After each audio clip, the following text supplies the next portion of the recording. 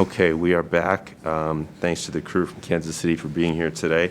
We've got in order on your screen from left to right, Paige Bradford, one of the players, Coach Jacie Hoyt, and Naomie Alnatas.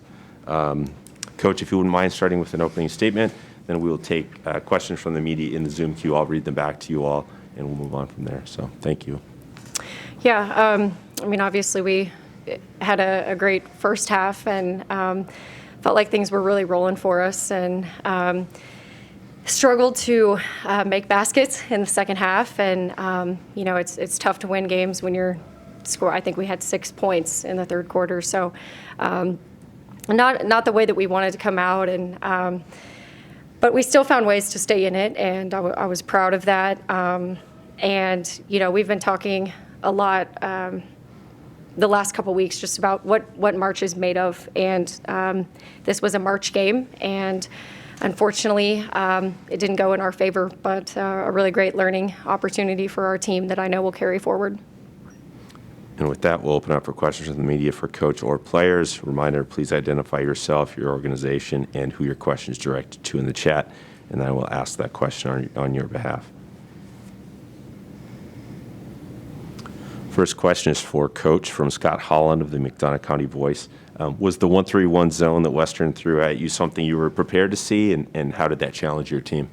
Yeah, we were prepared for it.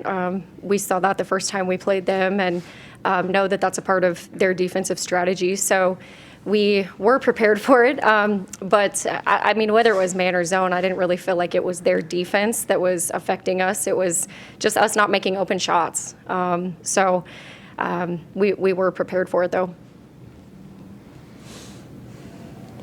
Next, also for Coach from Jordan from the Reaching the Summit podcast. This was obviously a pretty unique season. What did you see with your team this season that you're proud of? Well, I saw a group of amazing, resilient, tough young women. We had everything thrown at us possible, whether it was a roster reload from last year to this year, which is normal, but it's not normal during a COVID year where you don't get some of that practice time and opportunities to really come together and gel and figure out your chemistry. So that took a little bit longer than normal for us. But I think the other thing, too, is just we kind of had an odd season of battling COVID because we never had a situation where we were totally taken out from COVID, but we did have players who were taken out individually. So we always had enough to play, but we didn't necessarily always have our starting five.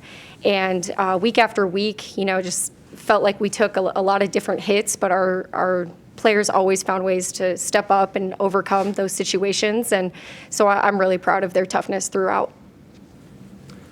Question from Jared Fox of Kansas City AC. The question for both players. We'll start with Paige. You ended up with 6 assists today. Did you feel like Western Illinois focused on you, and how did that kind of create opportunities elsewhere, maybe in the team? I feel like they honestly focused on the whole team, but when they did focus on me one-on-one, I feel like that gave me opportunities to kick out to my teammates to make the open shots. Same question for Naomie. Yeah, maybe. I don't know what they were focusing on, honestly. But like Paige said, no matter what they were doing, it will just open our teammates. And I think that on some situation, we used it as an advantage.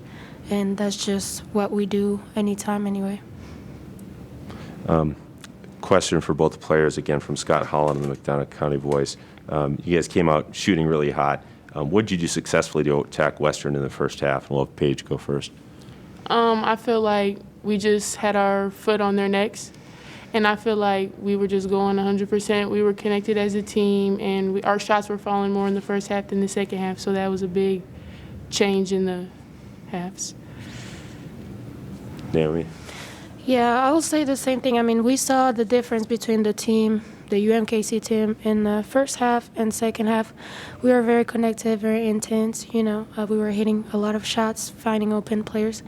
And like we talked in the locker room, don't relax, In second half, it was a little, we couldn't hit shots. And I think that's what actually killed us the second half. Reminder, if the media wants to ask questions, go ahead. I'll throw one out while we're waiting. Coach, being in the Summit League this year, and in a really unusual year, but what are your thoughts on the challenges or the uniqueness of that process too? Yeah, I loved it. I loved it because it really challenged me to be at my best every day. It challenged our team to be at their best. There's no team in this conference that is ever going to beat themselves. You have to find ways to win games every single game, and I felt like I grew as a coach. Every day in and day out, just knowing the quality of coaches that I was going to be up against, and I felt like our players did the same. So I really enjoyed it. I thought it's just fun. It's fun to compete, and you have to compete every single day in this conference. So I really enjoyed it. Got a question for you, Coach, from Jared Fox. Usually you've got the advantage from three, but today your advantage was in the paint. Was that expected or a part of your game plan?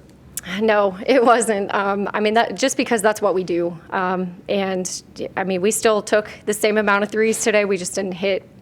And I thought that our kids did a great job of finding ways to score in the paint. But at the end of the day, we just kind of live and die by that. And today didn't go our way.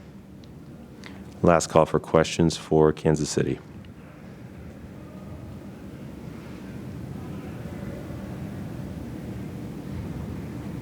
Okay, with that, we will let you go. Thank you all so much for being here. We Thank you. appreciate it. Thank you. Thank you to the Thank you. media for participating.